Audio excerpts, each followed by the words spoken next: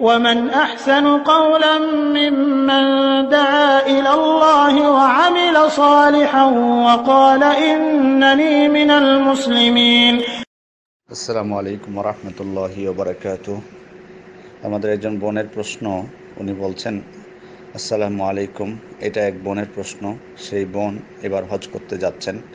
উনি হিজাব পরেন কিন্তু নিকাব ব্যবহার করেন না। উনি এক লেকচারে শুনেছেন মেয়েরা ইহরাম বাঁধা অবস্থায় মাথার উপর থেকে কাপড় নিচের দিকে ঝুলিয়ে দিবে। ওনার প্রশ্ন, যেহেতু উনি নিকাব ব্যবহার করেন না, তারপরেও কি ওনাকে মাথার উপর থেকে কাপড় নিচের দিকে ঝুলিয়ে দিতে হবে? উনি বলছেন, যারা সবসময় নিকাব পরেন তাদের জন্য এটা ঠিক আছে, কিন্তু যারা সবসময় মুখ খোলা রাখে তারা কেন এটা করবে? তাই হজ করার সময় ওনার কী করা উচিত সেটা একটু জানাবেন।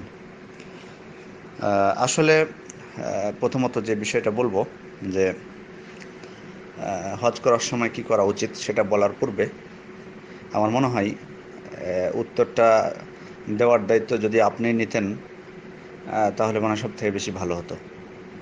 আমার ধারণা, যেহেতু আপনি নিয়মিত ওলামা একরামের লেকচার শুনে থাকেন, সেহেতু আপনার একটা এই বিষয়ে ধারণা হয়েছে।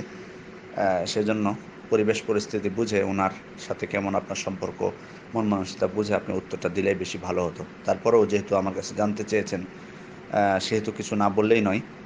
যদি আমার উত্তরটা শোনানোর উপযোগী মনে করেন তাহলে শোনাবেন, না হলে দরকার নেই। জাস্ট আমি শুধু সবার উপকারার্থে কিছু কথা বলবো এখানে। দেখুন, এ ধরনের মন মানসিকতা, আশা করি প্রশ্নটি আপনারা বুঝেছেন।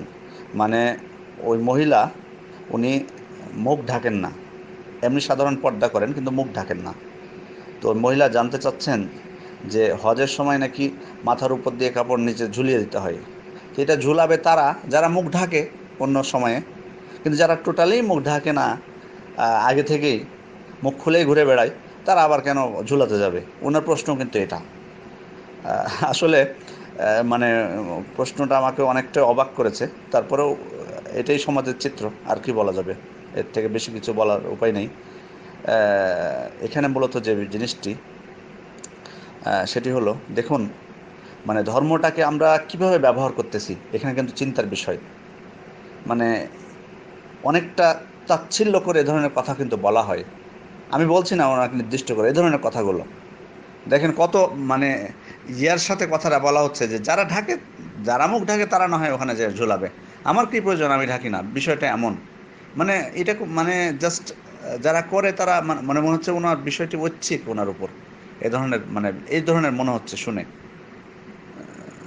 তো বা ভাবটা এরকম যে যারা মুখ ঢাকে তারা মনে হচ্ছে বিশাল বড় অন্যায় করেছে, ওই জন্য ওদের শাস্তি স্বরূপ হজের সময় উপর দিক থেকে কাপড় ঝুলিয়ে দিতে হবে। আর ওনারা খুব মানে মডার্ন, মুখ ঢাকেন না, ওই জন্য ওনাদের এই শাস্তি নাই। ব্যাপারটা এরকমও মনে হয়। যাই হোক, আমার কথায় কেউ কষ্ট নেবেন না।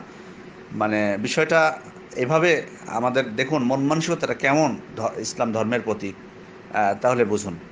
তো যাই হোক, আমার এখানে একটা প্রশ্ন রাখা যায় ওনাকে, যে যদি তাই হয়ে থাকে যে যারা মুখ ঢাকে তারাই শুধুমাত্র হজের সময় এসে মুখ ঢাকবে, আর যারা ঢাকে না তাদেরকে ঢাকবে না, তাহলে যারা অনেকে তো হজ করতে আসে যারা অর্ধ উলঙ্গ অবস্থায় চলাফেরা করে সাধারণত বাংলাদেশে, আপনারা দেখতে পান অনেক সময় নায়িকারাও আসে হজে, বা শিল্পীরাও, যাদের মানে পোশাক অর্ধেক থাকে গায়ে অর্ধেক থাকে না, বা যেটাই বলুন না কেন।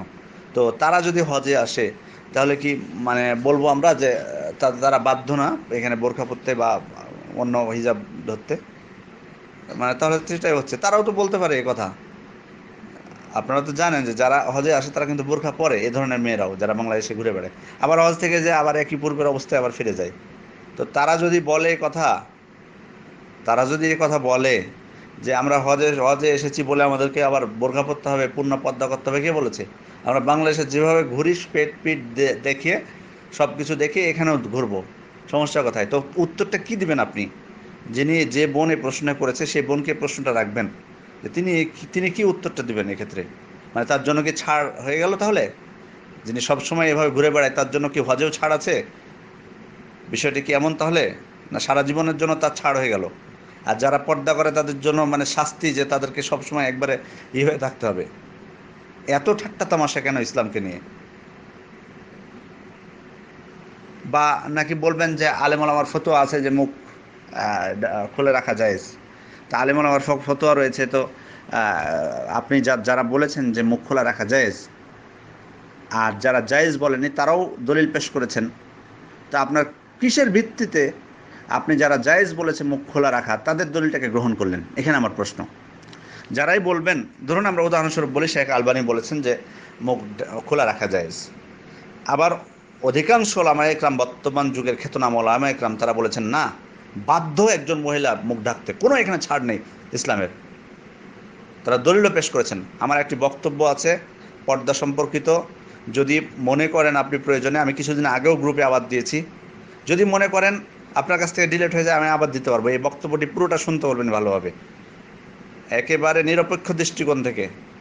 অথবা আমার বক্তব্য ভালো নাও লাগতে পারে, অনেক অন্যান্য আলেমের বক্তব্য পাবেন মুখ ঢাকা বিষয়ে, সেগুলো দিবেন তাকে, তারপর নিরপেক্ষ দৃষ্টিকোণ থেকে শুনতে বলবেন।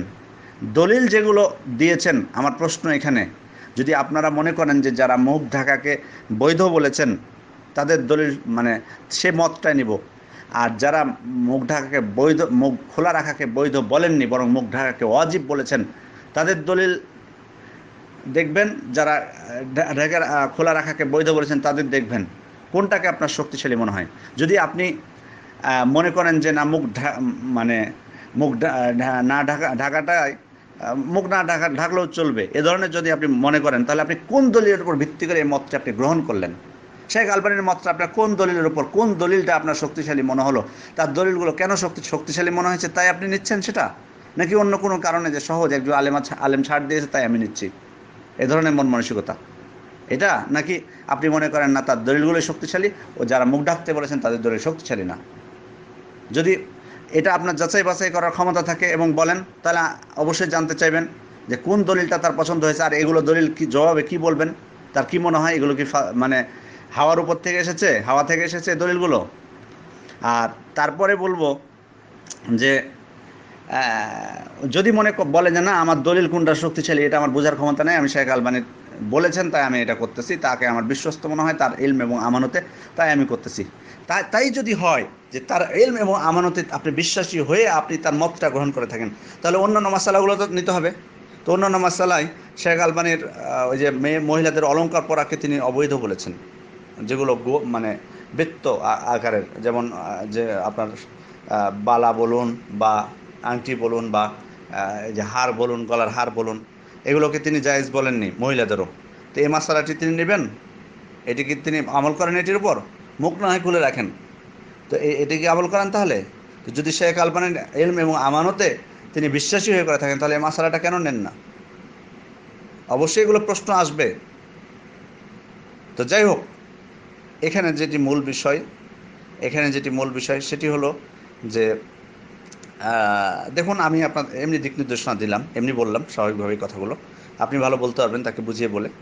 আর পর্দা সংক্রান্ত যেগুলো মুখ ঢাকা সংক্রান্ত যে দলিলগুলো সেটা দিয়ে চেষ্টা করবেন তাকে বোঝানোর জন্য। তিনি যদি বুঝেন, আল্লাহ যদি তাকে হিদায়াত করেন আলহামদুলিল্লাহ, আর না করলে তো সেটা আমাদের কিছু করার নেই, আমরা আমাদের দায়িত্ব পালন করব। এখানে মূল বিষয় আমি সকলকে বলবো, দেখুন আলেম ওলামাদের ক্ষেত্রে সব থেকে তাদের জানেন একটা হক হলো যে তাদের কোনো কথা যদি, তাদের কোনো মত বা ফতোয়া যদি অন্যান্য মতের থেকে এক দুর্বল হয়, কম শক্তিশালী হয়, তাহলে সে দুর্বলটাকে প্রত্যাখ্যান করাটাই হচ্ছে তার হক। অর্থাৎ একজন আলেম কখনোই ভুলের ঊর্ধ্বে না, এই জিনিসটা আমাদেরকে বিশ্বাস করতে হবে। তারপরে হলো যে একজন আলেমের দলিল সবসময় সবার থেকে শক্তিশালী হবে না। সুতরাং যখন শক্তিশালী হবে না যে মাসআলায়, সে মাসআলায় তার মতটাকে গ্রহণ না করাটাই হচ্ছে তার একটা অধিকার। আপনি যদি সেটাও বলেন না আমি সেটাই গ্রহণ করব, অন্ধ অনুকরণ করেন, সেটা আপনি তার অধিকার থেকে আপনি তাকে বঞ্চিত করলেন। এই জিনিসটি আমাদের মাথায় রাখতে হবে। অতএব আমরা সকল প্রকার মত, দলিল নির্ভর সকল প্রকার মতকে আমরা শ্রদ্ধা করি, কিন্তু সবসময় আপনাদেরকে বলি যখন দেখা যায় যে কোনো মাসালায় উভয় মতটাই শক্তিশালী মনে হয়, কোনোটাকেই মানে বোঝা যায় না যে এটা বেশি শক্তিশালী বা কম, দুইটাকে সমান মনে হয়, তখন আমি বিশেষ করে আমি বলে দিই যে আপনারা যে কোনো একটা আমল করবেন। কিন্তু যখন দেখি যে না একটা পক্ষের দলিল অত্যন্ত শক্তিশালী এবং অপর পক্ষের দলিল অত্যন্ত দুর্বল এবং সেটাকে জবাব দেওয়া যাচ্ছে, তখন বলি যে না এটাকে গ্রহণ করবেন।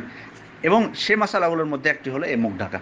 স্পষ্টভাবে আলোচনা করেছি যে মুখ ঢাকা সংক্রান্ত যে সমস্ত হাদিসগুলো মানে যারা দলিল দিয়েছেন সেগুলো শক্তিশালী দলিল। কারণ একটা দলিল যথেষ্ট, যে পবিত্র কোরআন স্পষ্টভাবে দেখুন আল্লাহ তাআলা সৌন্দর্য প্রকাশ করতে নিষেধ করে দিয়েছেন নারীদেরকে, আর মুখমণ্ডলটা কি সৌন্দর্যের মধ্যে না? তাহলে মানে কোন দৃষ্টিকোণ থেকে মানে আমরা এটা বলি? যাই হোক, সেখানে আমি অনেক দলিল পেশ করেছি সেই আলোচনার মধ্যে। আবার যারা দলিল পেশ করেছে মুখ খোলা রাখার পক্ষে, তার সেগুলোরও জবাব দেওয়া হয়েছে। তো সেটা দিবেন, অথবা অন্য কোনো বক্তব্য, আলেমের বক্তব্য অথবা বই দিয়ে তাকে তৃপ্ত করার চেষ্টা করবেন। আল্লাহ যদি তাকে হিদায়াত করেন তো আলহামদুলিল্লাহ, না করলে আমাদের কিছু করার নেই। আশা করি বিষয়টি বুঝেছেন। আসসালামু আলাইকুম রহমতুল্লাহ বারাকাতুহু।